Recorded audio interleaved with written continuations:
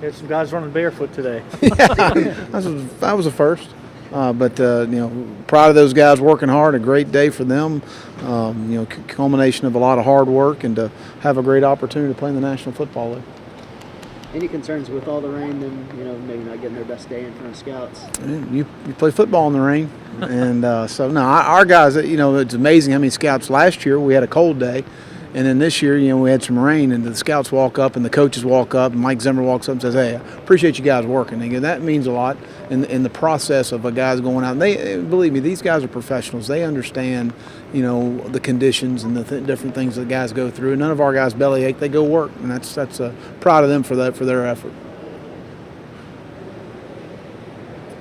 Talk about the receivers. They seem to catch everything out there in the rain today. Yeah, Solomon looked great. He and Trey both looked really good catching the football, running crisp routes. Solomon looked like he's bulked up a little bit, and he had a great all-star game there, where he's player of the game out there in California, I believe. So, real proud of those guys and the efforts and what they did today. Both of them looked really good. Chris Lee looked good throwing it.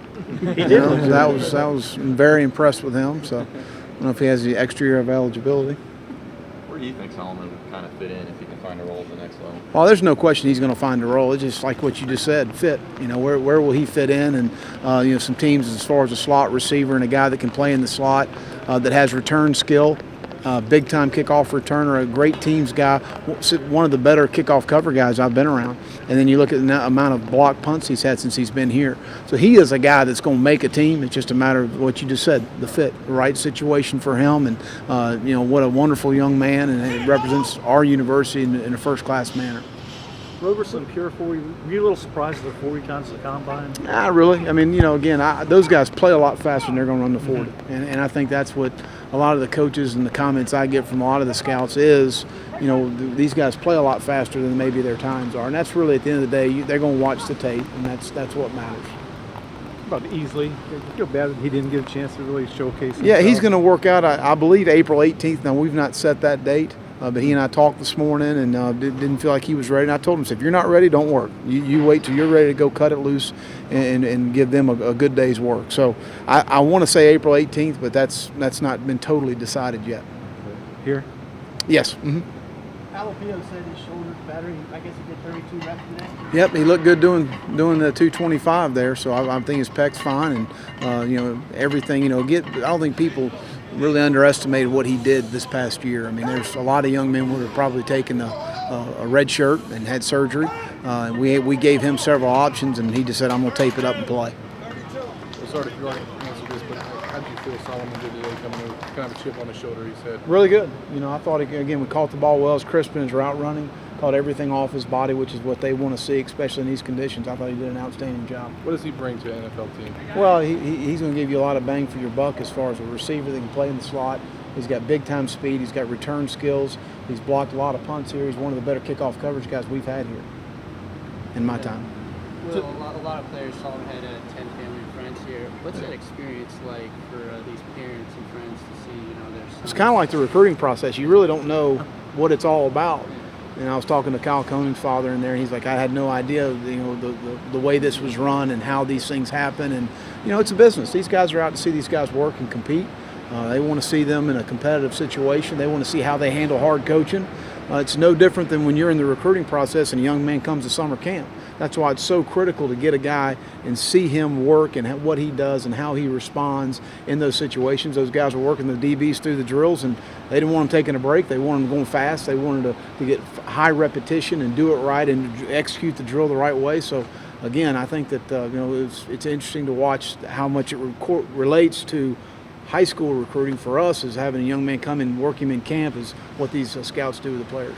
To see everyone kind of rally around each other, all the guys, like they're just playing together at Florida. What did this say about the team and how close everyone is? Well, it's a camaraderie you'll have for the rest of your life playing at the University of Florida, and those guys certainly care a lot about each other and how each other do, and stay in touch, and they work around our guys now on our football team as we move forward, so it's exciting. Ronald Powell said he's matured a lot during his time at Florida and helped him get to where he's at now. What was it like for you to see that firsthand, and how much will that help him Well, there's no question it's going to help him moving forward. I mean, a lot of people say, well, did you question him coming out? No, I didn't. He had 2 ACLs. And, people don't understand when you battle back through those situations and what he's done and what he's accomplished. So, he's ready for the next level, take the next step, and he needs to be productive, and he will be. Sorry if you answered this already, but you feel kind of bad for the conditions that, today. You play just the football in bad rain. luck. You play football in rain. Huh? Now, I think it's, again, those guys made a lot of comments from coaches and scouts about our guys going out there and competing. They didn't bellyache about it. They go out there and compete, and that's what you want to see. And regardless of the situation, you go out there and, the scouts and the coaches, they're professionals. They understand the circumstances. They understand the situation. So you just move forward and do the best you can. Another thing, you always kind of look at this day as a barometer for how the program is doing. How do you get the sense of this day with the scouts? I thought it was all 32 teams are here, a bunch of general managers, some head coaches. So to have that turnout after the year we had, it tells you that we got some good players in the program. Obviously, extremely frustrating and disappointing fall, and that's on me. And we've made the appropriate changes, in my opinion, moving forward to have a really good football team this fall, and we will. Coach, obviously, one of the bigger attractions here is the corners. Can you talk about how your system kind of prepared them, and obviously the bigger trend of bigger corners in the NFL? How do you think that transition is going to work out for you three guys? Well, I think all three will translate very well to the next level. I think Jalen's a guy that can play multiple positions. He can play safety, he can play nickel, he can play dime, he can play corner. He's a core special teams guy for us over the years. So a guy that can do a lot of things for you. Marcus is a guy that's got really good instincts in coverage, especially in man coverage. He can get his hands on people, which in the NFL the rules are a little different. But you got to win on the line of scrimmage, and he can do that. He's a guy that's got really good ball skills down the field.